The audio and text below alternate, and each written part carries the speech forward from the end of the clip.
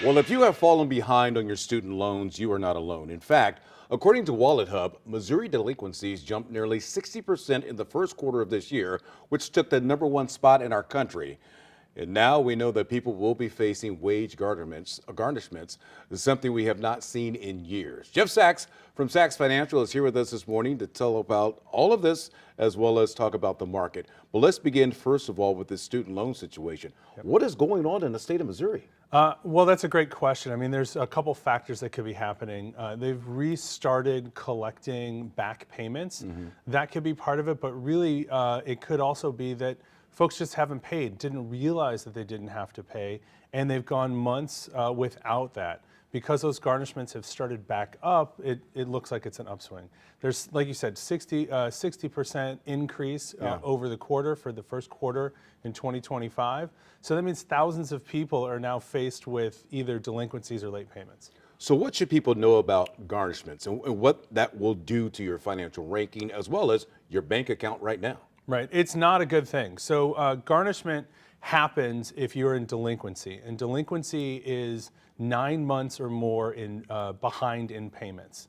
So you can be late by 30 days or 60 days, but if you are 9 months plus, they're going to say you're in default. Then they will garnish your wages, and without going to court, they can claw back 15% of what they call your disposable income, which you might say, okay, how do they determine that? Right. They determine that by saying, we're going to look at your paycheck, and then we're going to take out the required taxes, and then whatever's left is your disposable income. So they'll take 15% of that to start getting back on track. And once that starts, it's really hard to stop until you get caught up. So if I'm someone right now that's in a panic because I've received that letter, what should I do? Can I reach out to the loan company or what do I do?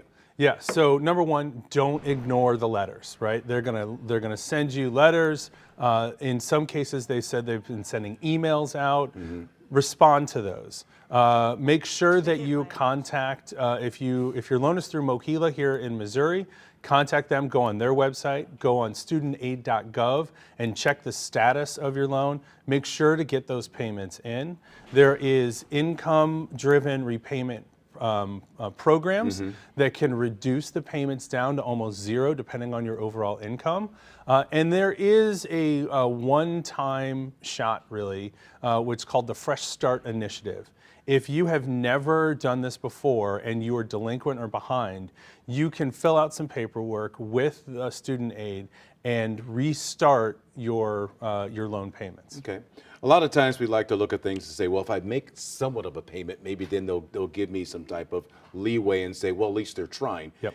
Does that count at all, or should you make that full payment when they want it? I mean, I would tell you in previous administrations, there was a lot more leniency, right? There was not collections. They weren't reporting it to the credit agencies from COVID on.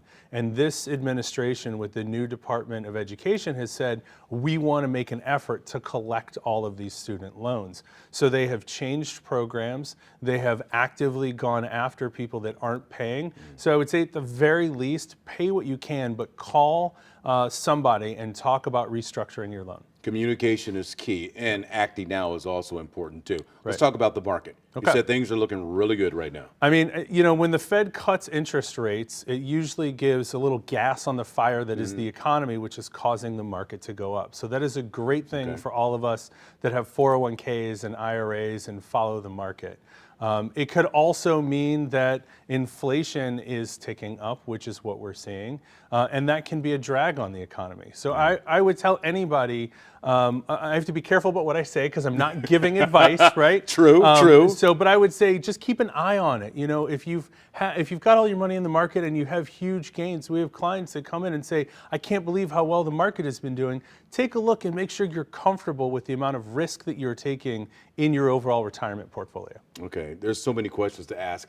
As a person who's inching their way closer to retirement, you sit there and you think, okay, let it ride, or do I move things over, diversify and stuff like this? And I know we can't do advice, so maybe you and I will talk later. Sounds good. Another time we give you a little bit of a phone call, but this student loan situation is very serious. It is. And a lot of people right now are, barely making it with some of these positions that they own, and now they owe all that money back. Right. Well, it's It's serious because it affects everybody. It might not just be the borrower that, the student that took out the loan.